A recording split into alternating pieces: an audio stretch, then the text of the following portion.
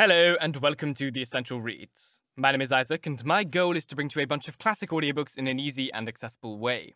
We are continuing with Pride and Prejudice by Jane Austen and this is chapter 55. Let's begin.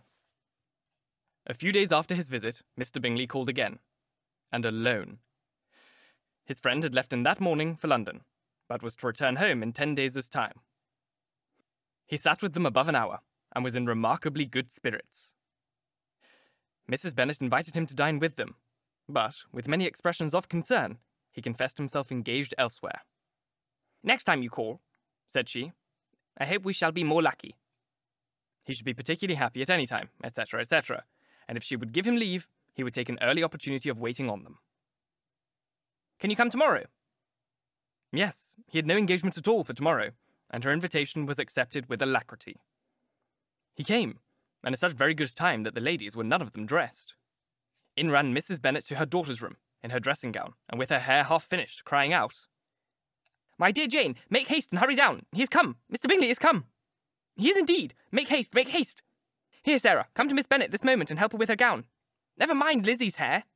"We will be down as soon as we can," said Jane, "but I dare say Kitty is forwarder than either of us, for she went upstairs half an hour ago."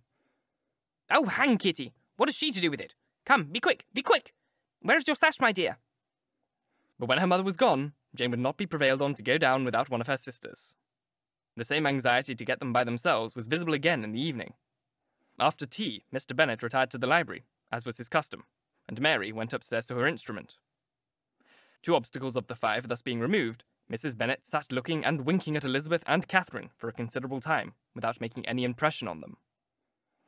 Elizabeth would not observe her, and when at last Kitty did, she very innocently said, "What is the matter, Mamma? What do you keep winking at me for? What am I to do?"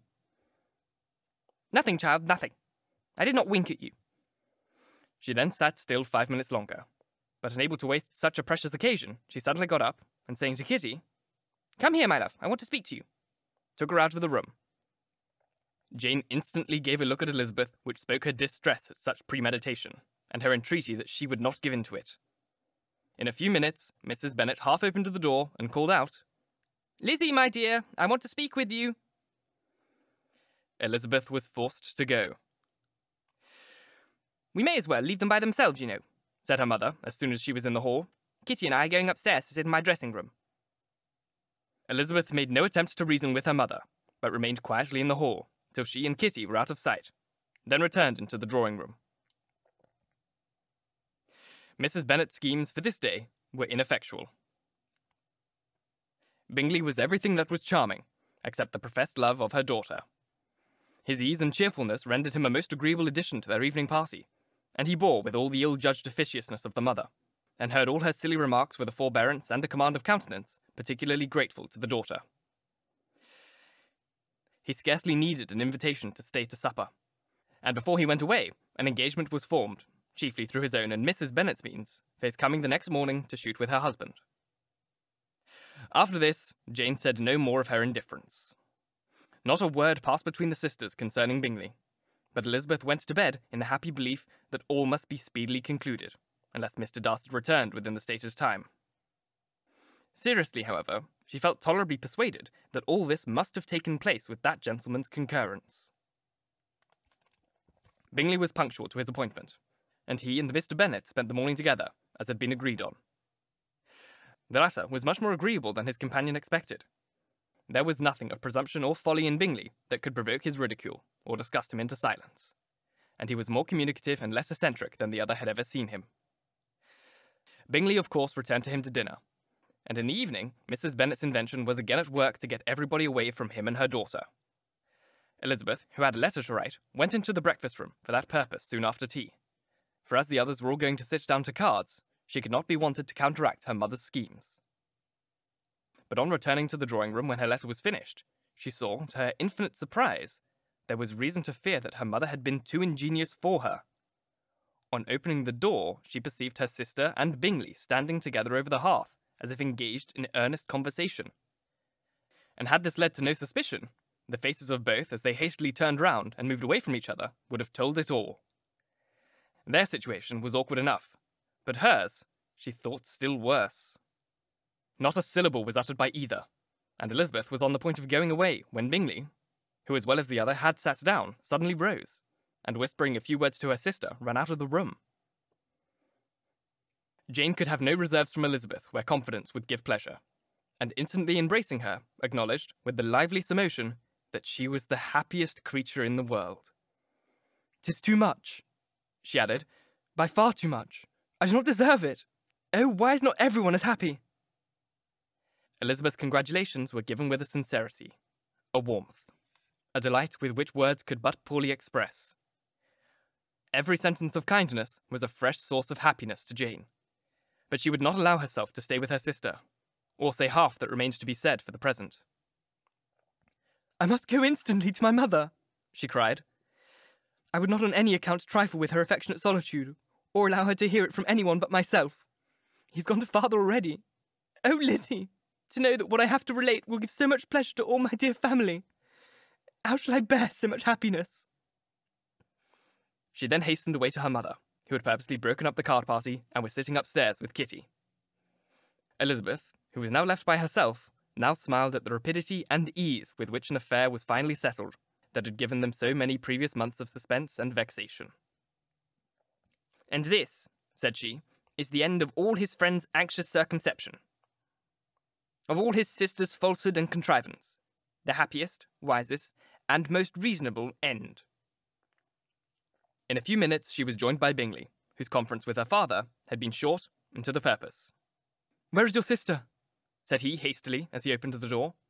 "With my mother upstairs. She will be down in a moment, I dare say." He then shut the door, and coming up to her, claimed the good wishes and affection of a sister. Elizabeth, honestly and heartily, expressed her delight in the prospect of their relationship. They shook hands with great cordiality, and then, till her sister came down, she had to listen to all he had to say of his own happiness and of Jane's perfections. And despite his being a lover, Elizabeth really believed all his expectations of felicity to be rationally founded, because they had for the basis the excellent understanding and super-excellent disposition of Jane, and a general similarity of feeling and taste between her and himself. It was an evening of no common delight to them all. The satisfaction of Mrs Bennet's mind gave a glow of such sweet animation to her face as made her look handsomer than ever. Kitty simpered and smiled, and hoped her turn was coming soon. Mrs Bennet could not give her consent, or speak her approbation in terms warm enough to satisfy her feelings, though she talked to Bingley of nothing else for half an hour. And when Mr Bennet joined them at supper, his voice and manner plainly showed how really happy he was. Not a word, however, passed his lips in allusion to it, till their visitor took his leave for the night. But as soon as he was gone, he turned to his daughter and said, "Jane, I congratulate you. You will be a very happy woman." Jane went to him instantly, kissed him, and thanked him for his goodness. "You're a good girl," he replied, "and I have great pleasure in thinking you will be so happily settled. I have not a doubt of your doing very well together. Your tempers are by no means unalike. You are each of you so complying that nothing will be ever resolved on, so easy that every servant will cheat you, and so generous that you will always exceed your income." "I hope not so. Imprudence or thoughtlessness in money matters would be unpardonable in me." "Exceed their income, my dear Mr Bennet," cried his wife. "What are you talking of? Why, here's £4,000 or £5,000 a year, and very likely more." Then addressing her daughter, "Oh, my dear, dear Jane, I'm so happy. I'm sure I shan't get a wink of sleep all night. I knew how it would be. I always said it must be so at last. I was sure you could not be so beautiful for nothing. I remember as soon as I ever saw him, when he first came into Hertfordshire last year, I thought how likely it was that you should come together. Oh, he is the handsomest young man that was ever seen." Wickham, Lydia were all forgotten. Jane was, beyond competition, her favourite child.